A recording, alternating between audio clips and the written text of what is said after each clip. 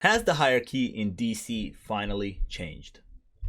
Well, sort of, kind of, somewhat. Hello everybody, today I'm going to be doing a review for Black Adam, the new DC movie starring Dwayne The Rock Johnson that has been in development for like ever, and now it's finally out and people can actually see it, see what The Rock has been cooking. Before we get started, make sure you leave a like and subscribe. This is going to be like a pretty short video, non-spoiler. Pretty much, yeah, non-spoiler. I think I might call a spoiler towards the end just to talk about the post-credit scene. But for now, non-spoiler review for Black Adam. So let's start with what I liked about the movie. The number one thing that I liked about the movie, which is a thing that a lot of people liked about this movie, is the action. The action carries this movie.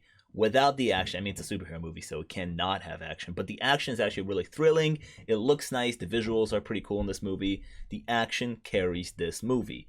But then the movie also sacrifices the character development and focusing on actual characters than just to show some action. Dwayne The Rock Johnson, I mean, I've said this before, like, you put him in like a superhero suit, he's a big muscular guy, like, he sells the role of like, hey, he can punch a hole through a jet, like, he just sells it very well. And yeah, you put him on screen, give him minimal dialogue, and have him, hey, punch some shit and shoot some lightning out of your fingers. Like, nothing like too mind-blowing, but a pretty good start to see, hey, like, where are we gonna go with him in the DC? Like, it was a pretty good first showing, but nothing like too mind-blowing in my opinion. Also, it kind of seems like he took charge of like, hey, we're really gonna try to clean up this whole DC thing with like the marketing for this movie and things that he has been saying himself about like what he's trying to do with DC and a bunch of other producers and stuff. Another character thing that I liked is the Justice Society. They were really cool, but you see the movie, because it focuses on action instead of character development, it doesn't really develop all the members very well, but it really felt like it was like a snippet for them, like a tryout. They put him on screen, they were like, let's see how the audience feels about this, because now I want a bunch of spin-off shows. Where are the spin-off shows? Let's start announcing them. Hawkman, Atom Smasher with, Atom Smasher with the Wind Girl. I forgot her name. I mean, you have like a guy who turns really big. You have Dr. Fate who does magic stuff. You have Hawkman, and then you have girl who does wind and a lot of slow motion. Like a lot of slow motion. Number one player in the Justice Society that I really liked was Dr. Fate. Pierce Brosnan's Dr. Fate. He was great, but again, it's one of those things where like I wish I could see more of him. And like, yeah, let's go. Let's start firing up some projects here because, oof, that suit is too clean.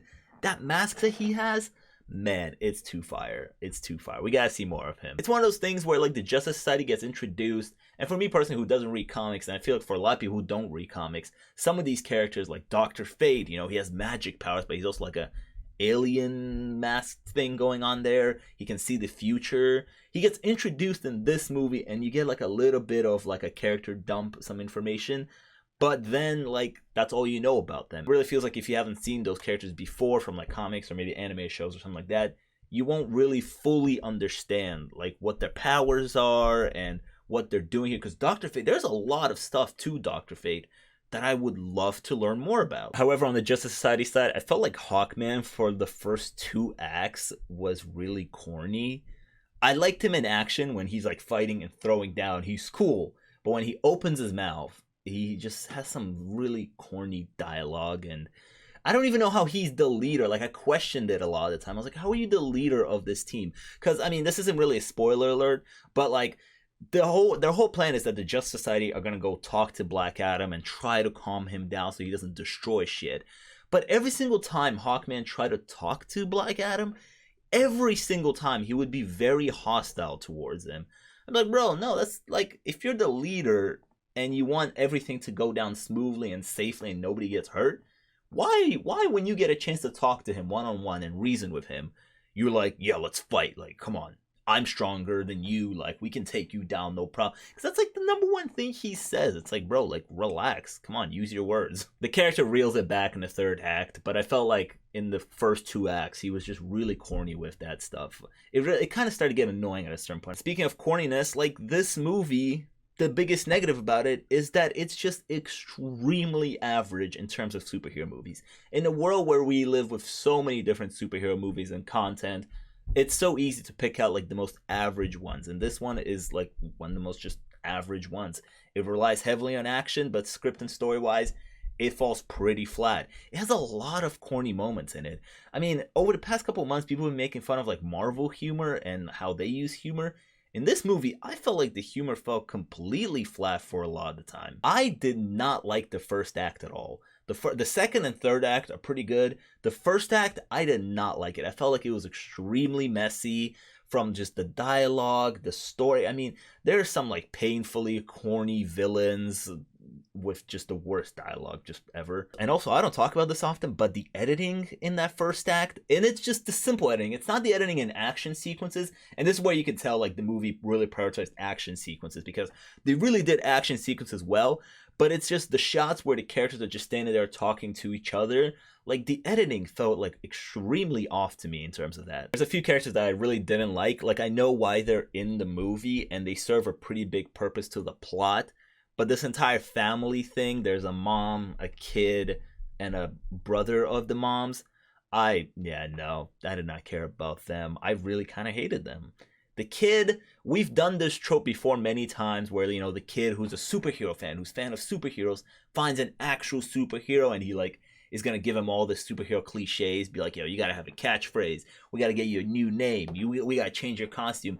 We've seen that done before, much better than this one does.